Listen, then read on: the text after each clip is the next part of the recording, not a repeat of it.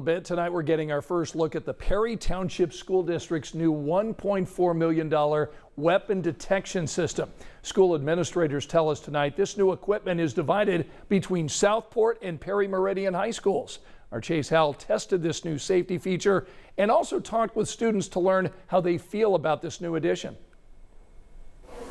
These state-of-the-art weapon detection systems have been given the green light by both Perry School District staff and students. Although it's disappointing that we've come to this as a country, I think it's necessary, and it's better to be safe than sorry. School administrators say the weapon detectors were installed around Thanksgiving. Since then, they say they've had a few run-ins with weapons. We have had guns that have hit it off, and I will say they've been more adult-driven than they have student-driven.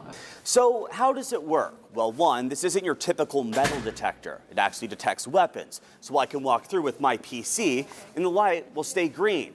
Now, if I had a weapon here on my hip or on my ankle, this light would turn red. And when that light goes from green to red, alerts immediately get sent out. So we have a tablet that it notifies. It will also tell us exactly where it hit on you. The principal of Perry Meridian High School says the student feedback has been overall positive. Now, you'll have students that are saying, wow, why do we have to do this?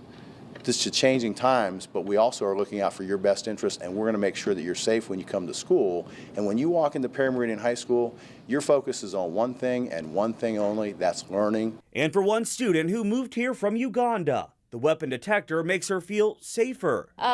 Definitely in Uganda, we just go through school with the mindset of coming in for education.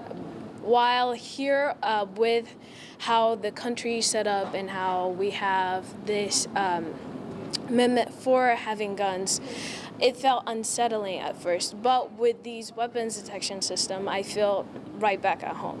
Reporting in Indianapolis, Chase Howell, 13 News. Right now, if we're going to tell kids to put the guns down, we got to give them an alternative.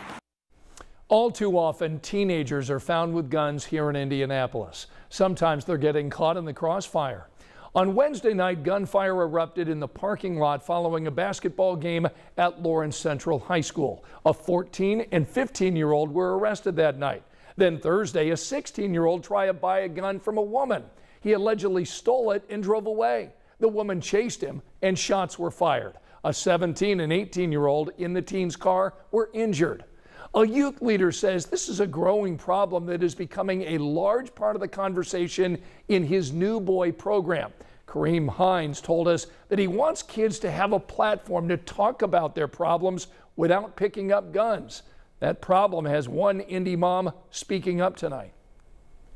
I think us moms got to get a hold of our boys more and interact in their life more.